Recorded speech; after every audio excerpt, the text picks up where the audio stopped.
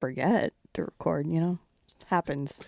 Oh, that's happened. Yeah, we've done that before too on our show when we've gotten rolling and jokes just moving through it and we're Yeah. just hilarious. And I go, oh, I haven't hit record yet. Yeah. I just sit there. That's And, like, happened. there's times where I'm really sad about it. Where I'm like, oh no, well, can we go back? Like, do you guys want to pretend like we didn't Oh just say yeah. all that funny stuff?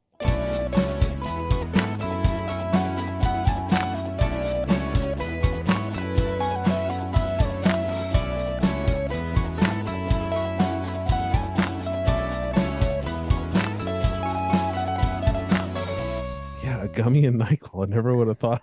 That sounds horrible, dude. That Oh my god. I will tell you though, it stopped the coughing. well, yeah. because you were Oh, yeah. fucking blacking out. It also stopped the breathing Yeah. and the heartbeat for a little while.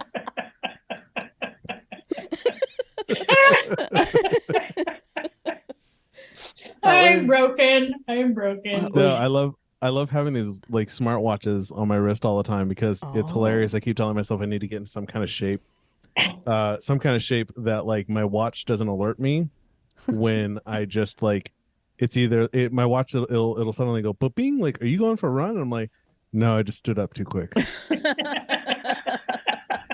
Or I'll be like in the grocery store and they're like, hey, getting your steps in, like your heart rate's elevated. I was like, no, I just saw a big old box of Cheez-Its and a sub, a public sub. And so no watch. I'm not getting in shape right now. I'm struggling. So And the watch is calling you out. yeah, and the watch is like, oh, good job, buddy. I'm like, no, it's not a good job at all. I'm doing terrible. Yeah. Oh, Oh my Yeah. god. Bizzle's using this as an intro. That's the Oh, intro yeah. right This is gonna be the best intro. Welcome back to another episode of Shit That Goes On in Our Heads. Today, G-Rex and I are joined by Matt from Nostalgia Land. Welcome to the show, Matt. I hear you have quite the fun and interesting story. I'll pass it over to you, Matt. However you want to start sharing with whatever you're comfortable sharing. Go for it. I'll keep and I'll keep it very light, and just to start off, I loved my upbringing. I love my family. I love where I grew up. But there's definitely a really strange and interesting transition for me into becoming like an individual for myself and what I feel and how I believe and who I want to be too, because I grew up, I was adopted, and there's some success in this story too with that too. But so I was adopted, and my adoption was really weird. It was difficult. So my parents adopted me, and when I was adopted, they had me for like 2 weeks, I think it was like, or close to a month. And their lawyer called them back and was like, hey, don't get attached to that baby too much. He might have to go back. My God. and they're like, what are you talking about? Might have to go back. Like, this isn't like a Blockbuster video. Like, Right. like, be kind, rewind the baby and send it back to wherever it came from. What do you mean? And they're like, oh, well, we didn't know, like, his dad, his birth father is part of a Native American tribe. And when a baby's part of a tribe, there's some really interesting, weird politics that go on, that basically the tribe gets first dibs.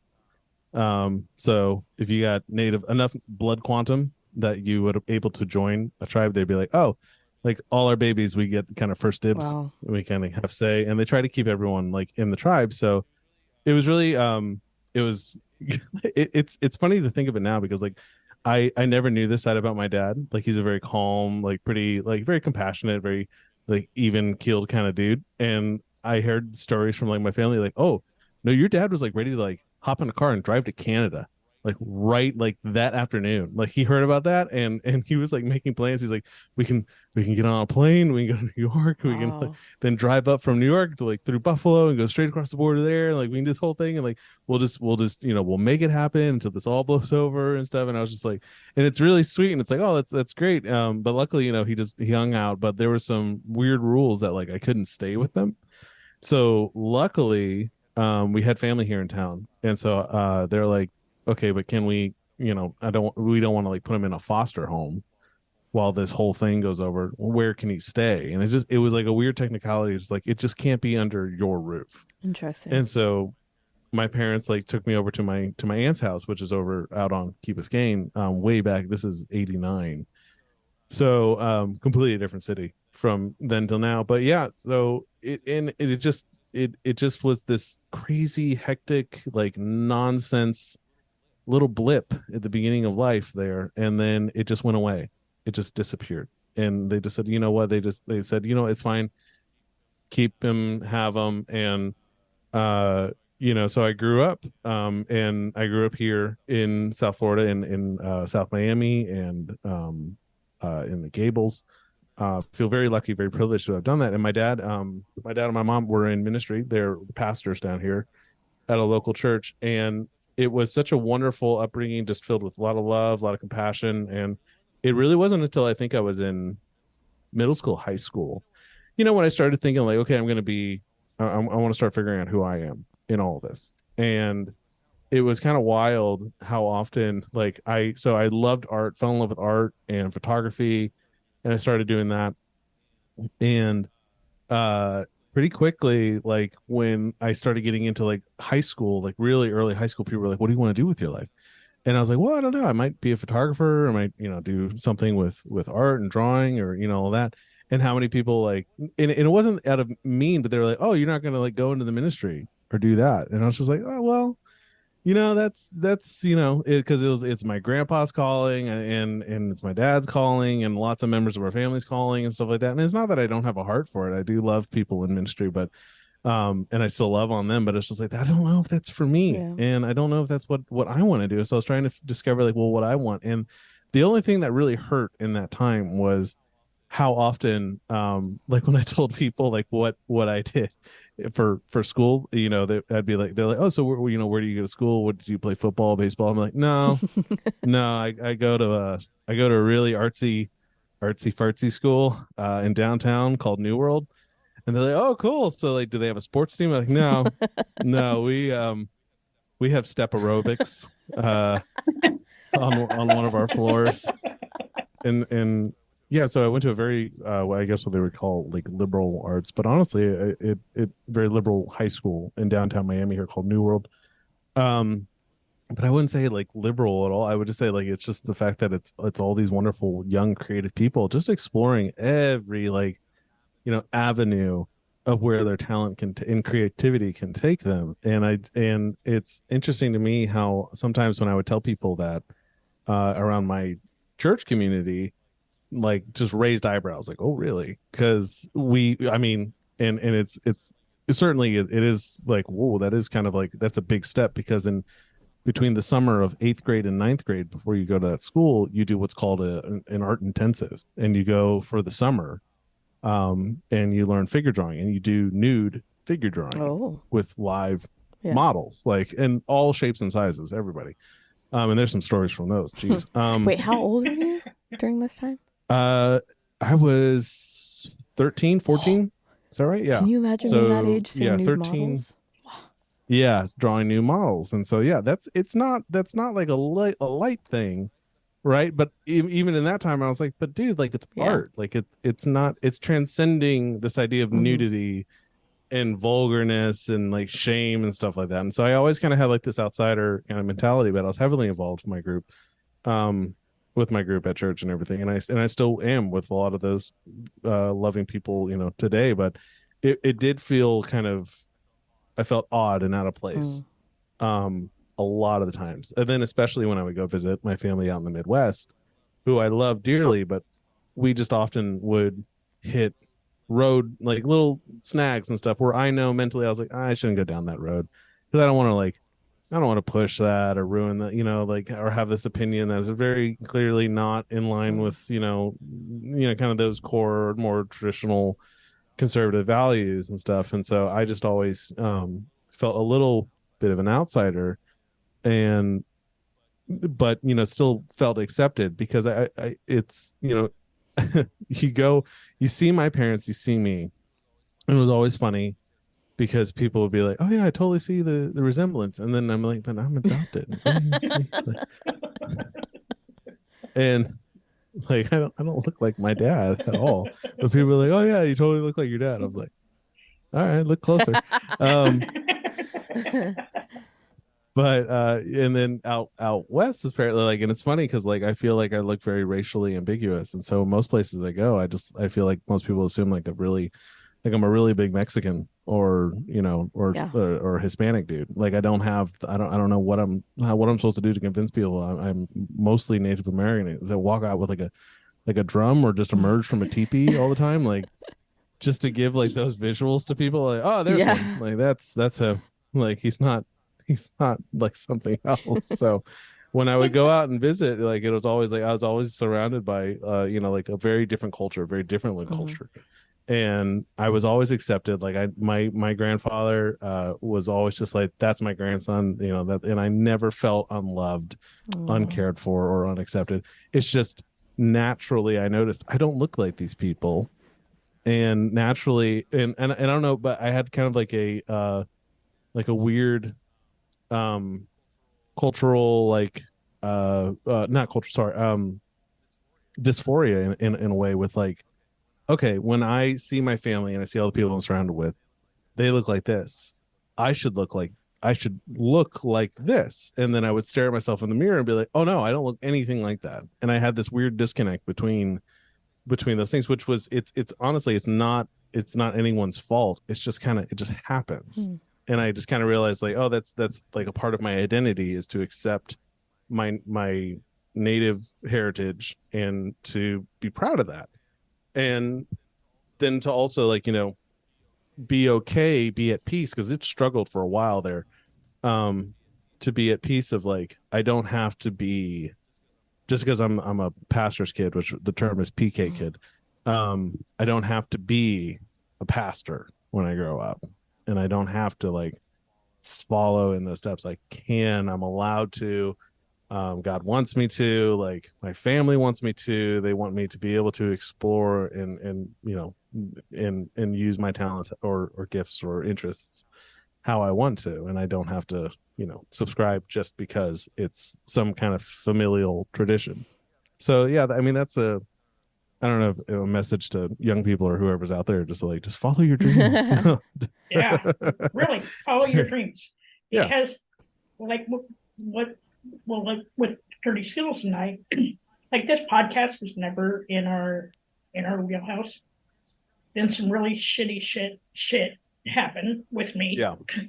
And it transformed our like morning conversations transformed into this. And we followed our dream. We followed the laughter and the wanting to learn. Yeah. The more I learn about people, the better I feel about myself and about society. Yeah. Oh yeah. And I mean, and look what it's doing on a enormous scale, that you're to tabletop conversations, now that you're recording them and pushing them out there, like how much good they're doing. Yeah.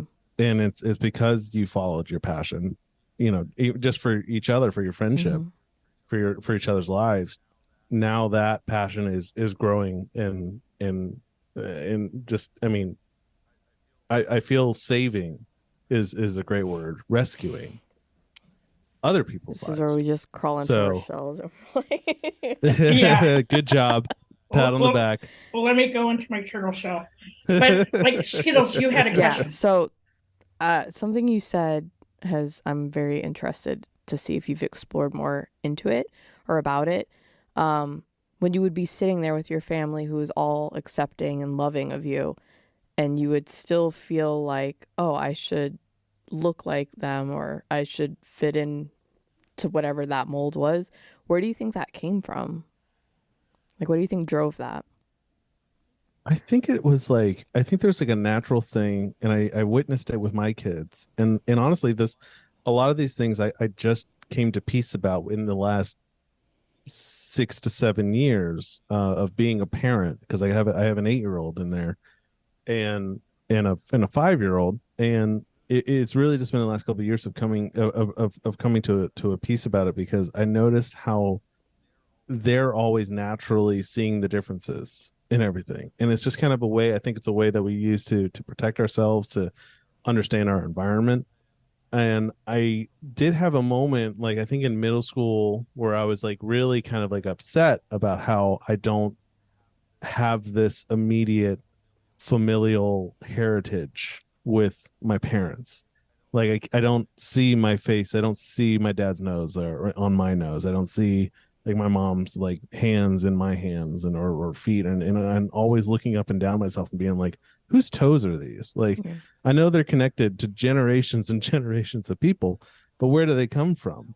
And that was like I think that was the only moment I think when I was in middle school, late middle school, I think would be like around 8th grade, where I kind of had these questions because we did, I don't know why, but there was like 2 classes in my middle school that did like, where are we from kind of projects. And I did the same project for both. I literally just like duplicated everything because I don't think the teachers communicated, because one was for an English class and the other was for a history class, and they just never passed each other in the hallway.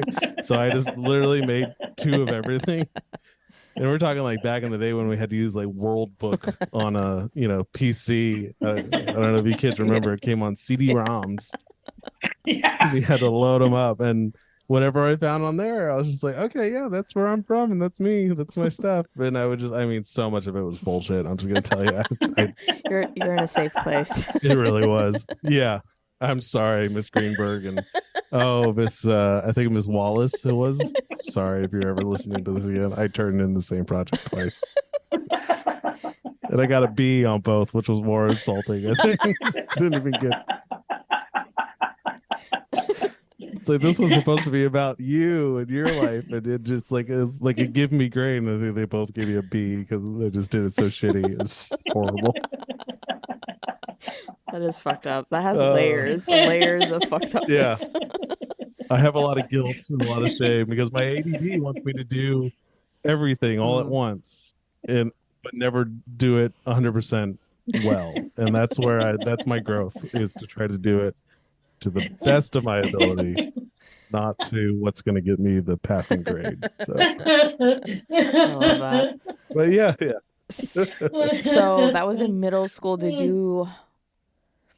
There's 2 things. One random. As you're talking about this, I started to think about, I was watching or listening to a podcast recently that was talking about children whose parents have had like crazy amounts of plastic surgery where they no longer look like who they once were, and how the children are growing up with those genetics and looking to their parents and not seeing that reflected back.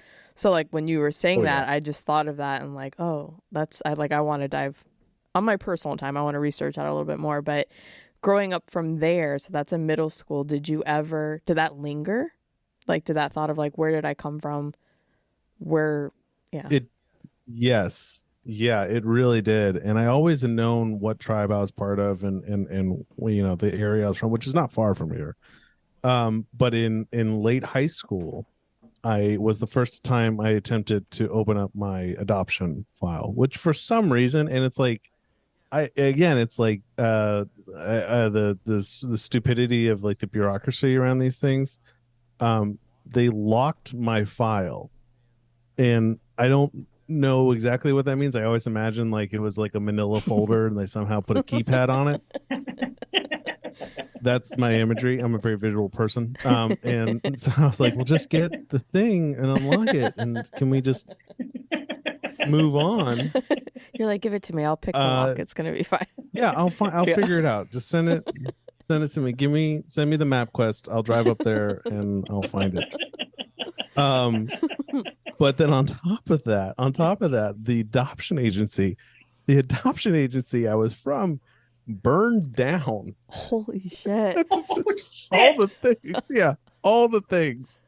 And I was like, I think someone's trying to tell me I shouldn't be exploring this, but the adoption agency burned down, including all of their records. And so I can't remember exactly who found it or how they found it, but we had we have a really good lawyer friend, incredible lawyer.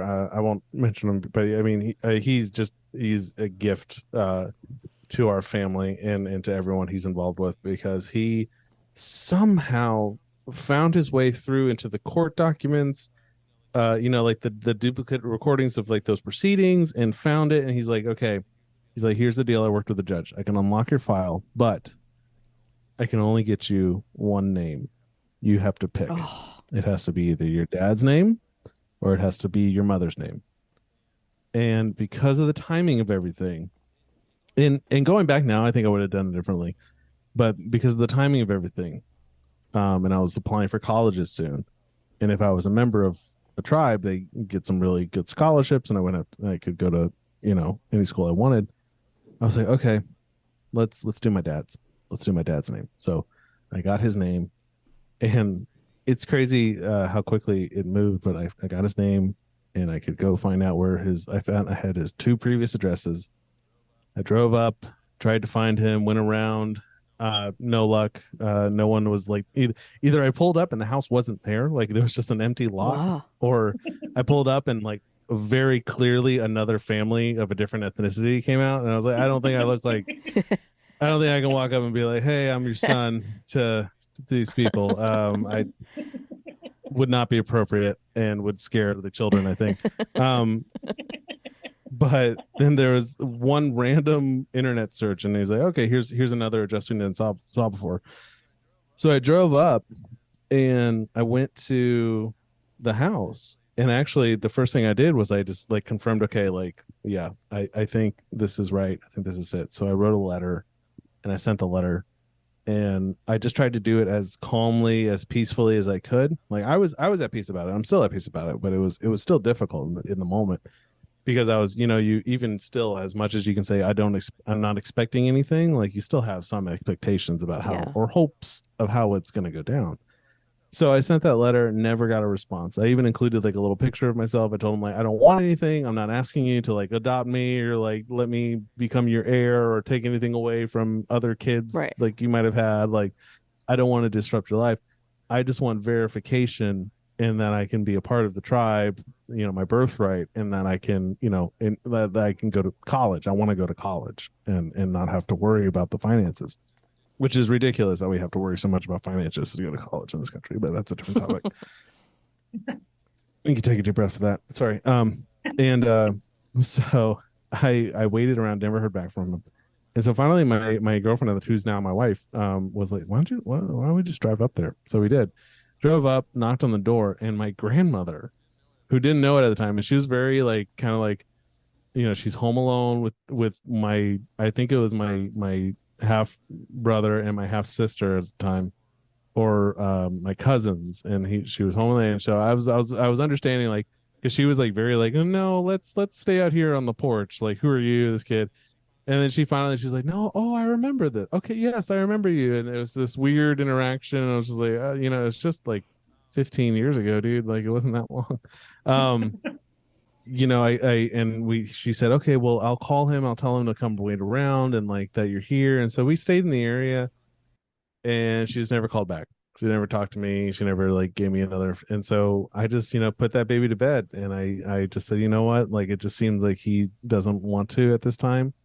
And so I just, said, it's going to be okay. I'm going to figure out this whole college thing myself. So, and I did. It got through it.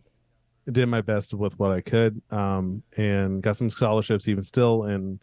But, it was like 10 years later or something. No, not 10 years. Sorry. It would have been about 6 or 7 years later.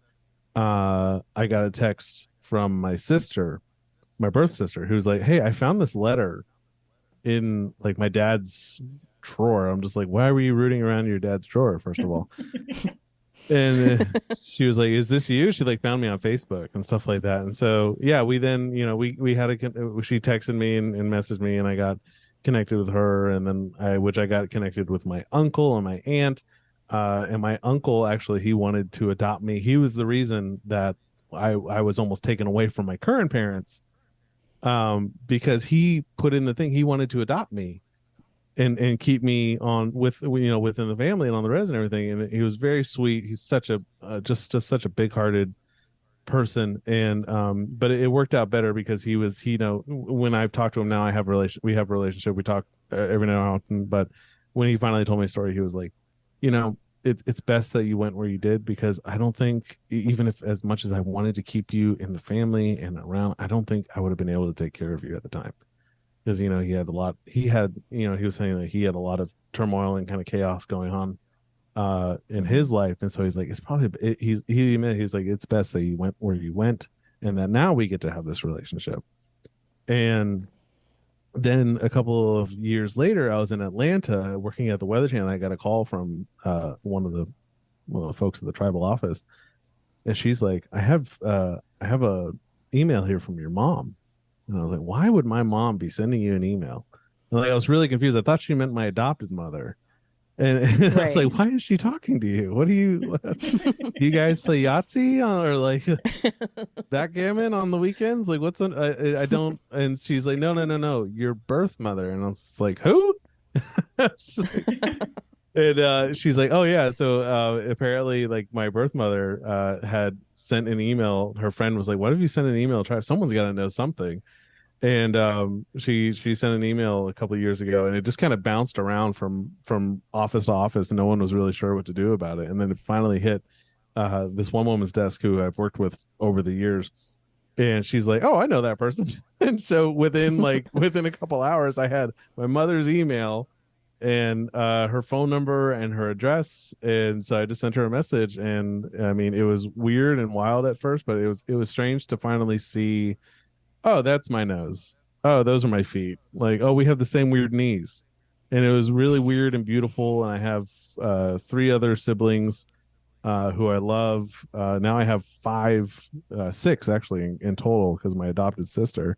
6 siblings in total. So Christmases are a nightmare, and so are birthdays, which I'm really bad at those. But yeah, there's some success in all this, and there's been some really great some peace around it too. But yeah, that first those first couple of years there, where it was just like this abandonment of not even wanting to engage with me at all, was difficult. And it was weird, like that was unexpected. That was really unexpected, because I at least thought we could chat, we could be cordial, we could talk, we could, but then no, it's just nothing, just a wall. So you mentioned that your birth sister found the letter. Was that the letter you wrote to your dad? That was the one I had written, and he had kept it. So he kept it. Yeah. He put it in a drawer. He had seen it. Interesting. Kept it and put it away. I think hid it in his drawer. And I don't blame him. This dude, he's been through a lot. And it's the more that I learned, I have met him, which was really fun. Because I went and I met my uncle. We were hanging out, we're talking. He's like, come meet your dad. I was like, okay. He's like, just come on. And so we went, and he's like, we drove over to the house. It's the same house I visited like 7 or 8 years before. And or 10 years before. I was 16. I think I was like 26 or 25. Yeah, something like that. And so we drove over, and he was working in his backyard, just on something like a shed. And my uncle walks in and goes, hey, like, waves him over, and he comes over. He's like, hey, good to see you. He's like, who's this? I was like, this is your son. You should have seen this dude's eyes. Just, oh, okay. Yeah. He's like, oh, this is it. And it was so casual. Like, it was so like, yeah, this is him. There he goes. He's right here. And I was just like, hey, it's great to meet you, man. Like, this is I don't know what to say. He was just like, yeah, cool. It's good to meet you too. Yeah. Glad you're here. Deer in the headlights. Yeah, deer in the head. Yeah, totally. Not just a deer in the headlight. Hit him with a fucking semi. Honestly, so, yeah. But he did all right. He ripped off the Band-Aid real quick. Yeah, real fast, which was unexpected. But yeah. There's one other thing that you said that I'm like wondering. You had mentioned like when you drove to the house, you knew that was the right place. What about it? It was a feeling. It was weirdly a feeling. I really think that, and I believe that we all have 6 senses, or 7 and 8th senses. I don't think anyone should ever doubt their intuition, or when they think something's wrong and they can't put their finger on it, that they should be dismissed. I think those thoughts and feelings should always be explored. It felt, and I try not to use the word often, but it felt supernatural. When I drove up to the house, something said, just, this is it. This is where he Wow. lives. And luckily I was correct, because that would have been a really awkward letter to send to some random neighborhood person. I'm your son. And then, like, what if his wife found that? And then he's like, well, we've been together Yeah. for 27. You have a kid out there? Who are you talking about? So, yeah. But, yeah.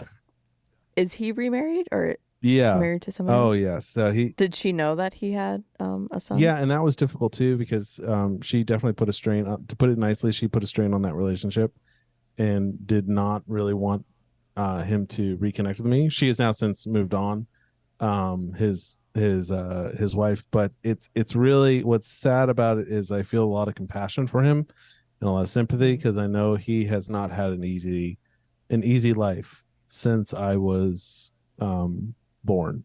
In that Wow. the best years of his life were right before I was born, and a lot of them have just been incredibly difficult, and incredibly difficult also for my other two siblings, and so I always keep them in mind, and try to reach out to them and connect with them. And they're both very sweet, luckily, and very decent, very good people. So that's, they came out, I think, very well from what was a very toxic living environment from their childhood. So they're both doing their best.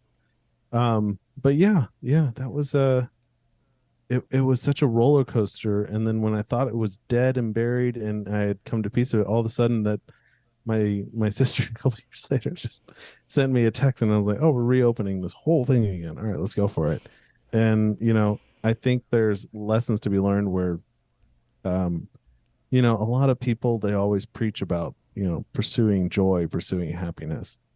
And I think that can't be dismissed without also knowing pain and sadness. Yeah.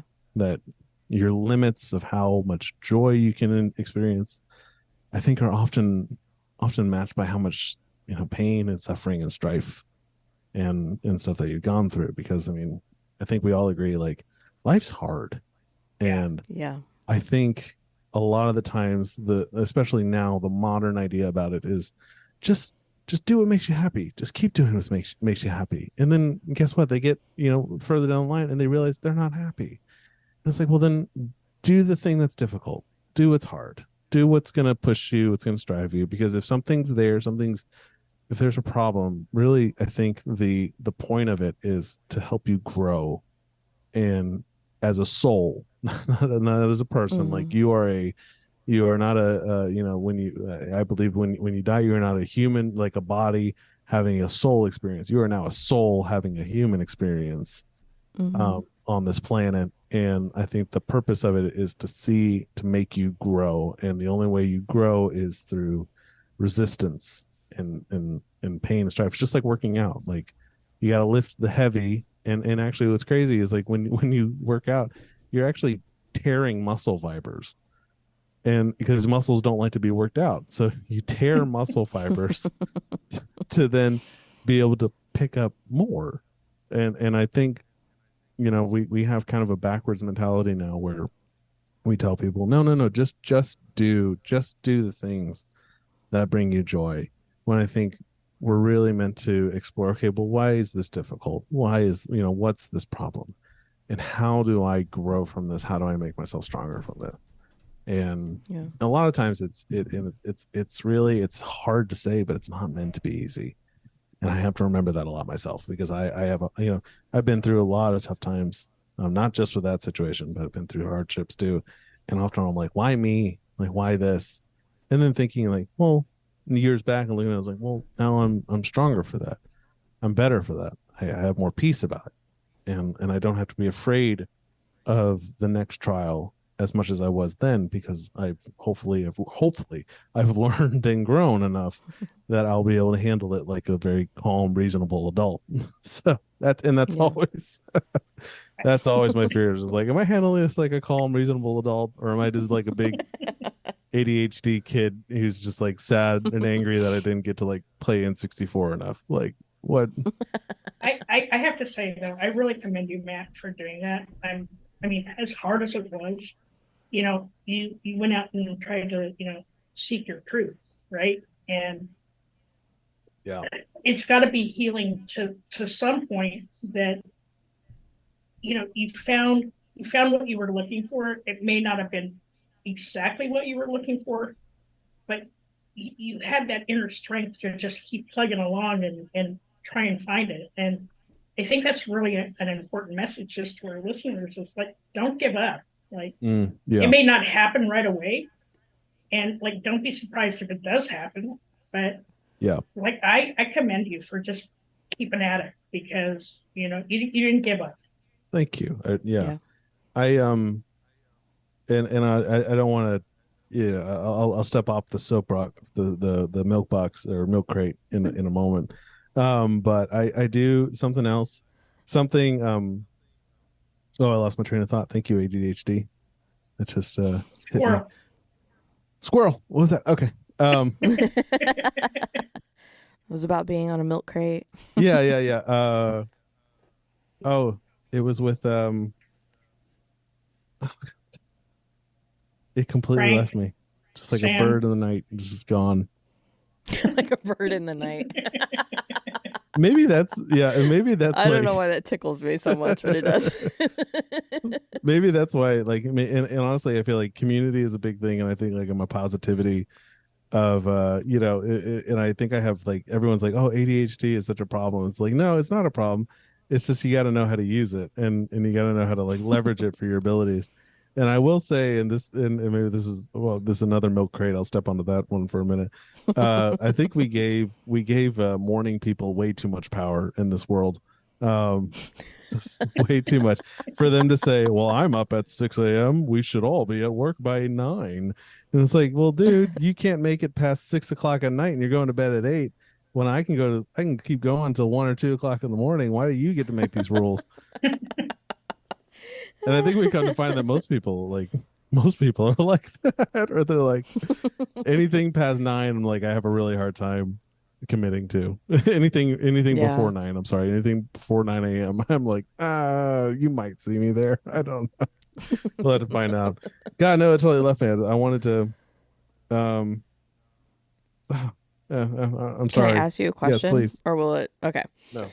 So I'm curious if, and I don't know if this is the right way to ask this question because I've never had the opportunity to talk about it, but is your family, like your father and your mom and your siblings, are they still part of the tribe? Yeah. I still have members that are part of the tribe up there, and on the res in Fort Lauderdale. And for the people who know, they know exactly what I'm talking about. But it's great. I go up, I get to be a part of functions now. I get to know more about my culture. My kids get to know more my culture. It's really kind of interesting because like my daughter looks just like me, and she has long, beautiful hair. My older one, and my younger one got my mom's genes. She has blonde hair and blue eyes, and it's completely wild. We didn't know. We were like, and it's not to say anything, not a dig against my wife, but in order for them to be a part of their tribe, they're actually part of the Cherokee tribe. We had to do a blood quantum and a DNA sample, and so we know for a fact they're both mine. Because when that baby came out, if I wasn't in the same room as my wife, like I would have been like, "Whose kid is this? Hold on." I was like, "You gave birth to an Olsen twin. This is the whitest kid I've ever seen." So did you know your birth mom had blonde hair and blue eyes before you saw her, or was that a shock to you as Actually, no, we did. We had a random detail, and it's hilarious now. So my adoptive mother, so when when I was born, my birth mom, she saw me for like I think 30 seconds, and she had a really good friend who took a picture of me before I left, and that's all she had was this little picture. And then while I was still at the hospital, my adoptive mother came in and was like, "Oh, I'm here to pick up my son and see him and all this stuff." I had to stay in there. I had a double hernia when I was born, so I had to have surgery like at 4 days old. And the nurses were like, you can't be here. What are you doing?" And she's like, "What do you what do you mean I can't be here? I'm his mom. They're like, no, you're not. You gave him up. He's not your son anymore, because they thought she was my birth mother. And it's hilarious now, because even though I grew up separate from them, we have all agreed I would have probably came out the same person, because my adoptive mother and my birth mother are so similar in like their temperament, their little like quirks, their funny little things they do. And they're both blonde women with very light blue and green eyes. And I mean, it's so funny how similar they looked back in the 80s, early 90s. But we're separated by, I think, almost 20 years. And the nurses at this hospital were like thinking that my birth mother, was there to steal me away again. It changed their minds, and it's hilarious. I love getting them together because they're so fun.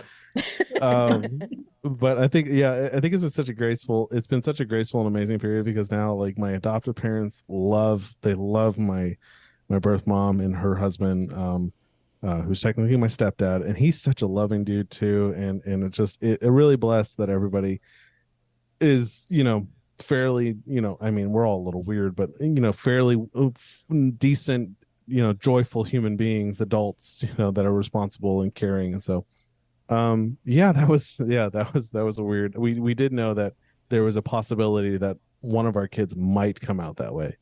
Now, in most cases though, native genes are pretty strong. You usually can see them. And so when my younger one came out, we were like, oh, she's not going to keep this. And because most kids, they come out with very light eyes and lighter hair. And we said, she's not going to keep this. No, but the months kept going on. Those eyes are still blue, and then hair keeps getting blonder. So, all right.